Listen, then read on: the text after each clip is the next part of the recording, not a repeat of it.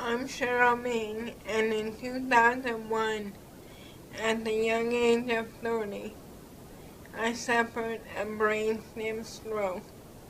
They told my family to make funeral arrangements, yet here I am now.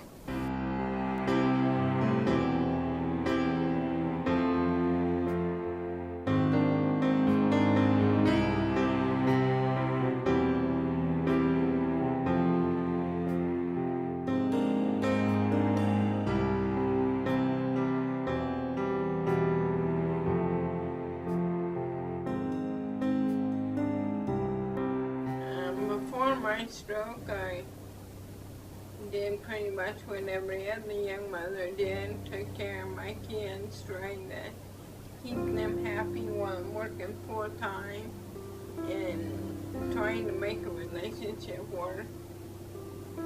Just basically day-to-day living for any young mother. I was in bed, it was late in the evening, so my son, I had him in the bed because he was breastfed. And when I stood up, I thought my equilibrium was just off, or it was an inner ear thing.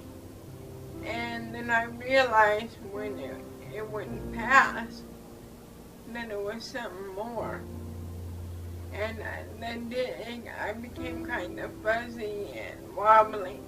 So I grabbed my son from the bed, and I wobbled down the hallway. It felt like I was bouncing off each side of the hallway. And then I called 911. And they asked, of course, police, fire, or whatever, and paramedics. So I said I needed the paramedics.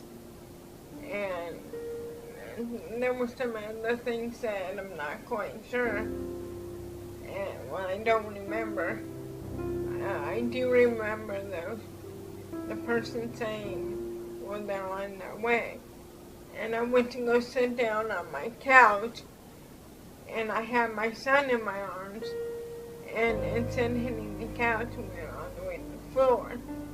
So I'm panicking, wondering what's going on. My son's screaming because we just fell on the floor. And so I'm just sitting there waiting for paramedics to come in the front door, my sister to come in the back. And when the paramedics got there, one particular paramedic, because of my boyfriend's history at the time, assumed that I had been slipped and bitten or that I was under the influence. So I was never treated as if I had a stroke. I was treated as if I had overdosed on something. And well, I knew, well, not that I knew, but I felt I was having a stroke.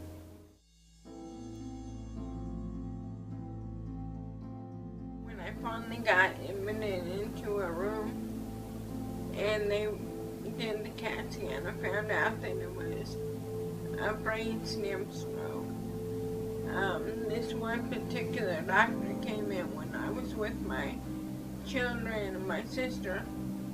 Mind you, my son's 11 months old and my daughter's 6, both a month away from her birthday. And the presence of myself and my children, I had locked into them, so I understood everything that was going on, but I couldn't respond. And he said, make funeral arrangements by the weekend. So my head's thinking, oh my gosh, I'm going to die. And here my 6-year-old's at the end of the bed. Okay, I don't know what he was thinking. I don't know per se that I really decided I was going to get better, because in my mind it wasn't really up to me until I became, I'm not really a religious person, I would say I'm more spiritual. I made a deal with God, I'm going to keep this simple, or I'll lose it completely. deal with God with it. If you let me, if you let me see my kids grow up, then I would do whatever he or she want me to do.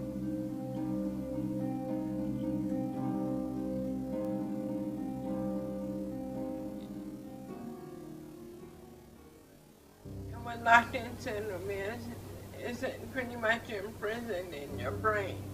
You know everything going on around you, but you cannot communicate or react in any way. But when I was using the communication board, we had to figure out which row the letter was in for the word that I wanted to spell. Then once you knew the row, you had to wait until you got to the letter, and then my sister or whoever would have to pay attention to see whether I blinked.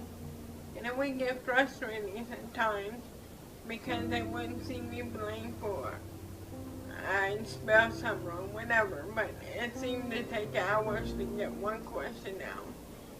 But it worked, and eventually I started babbling like a baby, and there was speech therapy. They finally got me on my feet in the parallel bar, and those first few steps were not easy. But by the time I left the convalescent hospital, I was able to walk out the front door. It was only 9 or 10 steps to the car, but I was walking. It was 4 or 5 years after my stroke, when I was at Long Beach City College, that I finally realized that I was getting better. Today I live independently. I can drive. I can clean my house. I can't stand laundry or dishes. That was my therapy in the outpatient.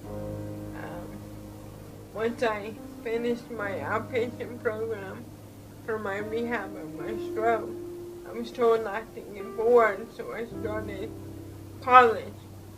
Not only have I got my AA and certificate in drug and alcohol counseling, I got a BA in human services, and then went on to get my master's in public health. And that was after a brain stroke. So for me, that is big. And today I'm still trying to recover. I like to spend time with friends and get out of the house and do something, whether it's any meeting, going to the gym or to the park, just be outside. I love sunshine. I love the summer. I love to spend time with my kids. I'll brag about them to anyone who will listen. My daughter's up at UC Davis working on an undergrad. I want to say it's in animal biology, and she hates for me to say anything about it, but I'm gonna anyways.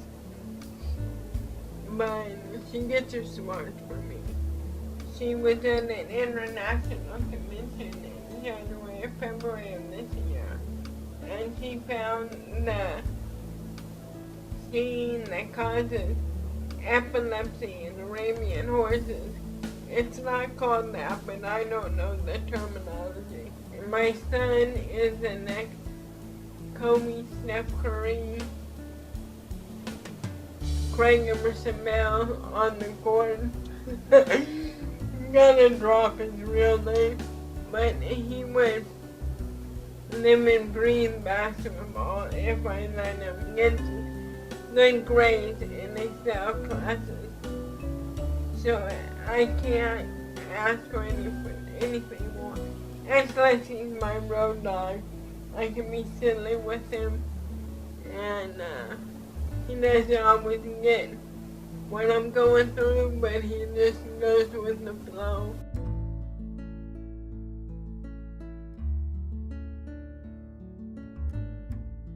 now speak to high school students through the SMART program.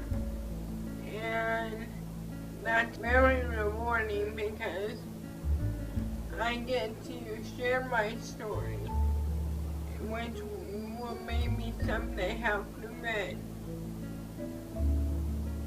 or help these kids see that someone else may be having these symptoms due to the core 4. It's imperative that people understand what high blood pressure, diabetes, and all this other stuff can do to a person. I believe with the work I'm doing with RTA, it will help me grow in my networking abilities and teach me. I'm also volunteering and hoping to learn how to write grants.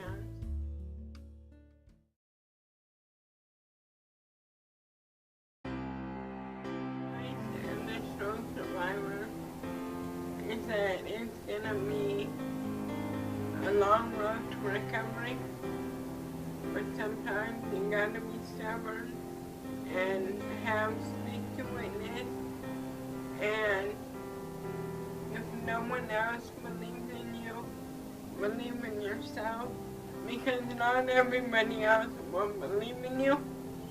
What I've told my kids is that you have to accept certain things in life, but that acceptance doesn't mean you agree.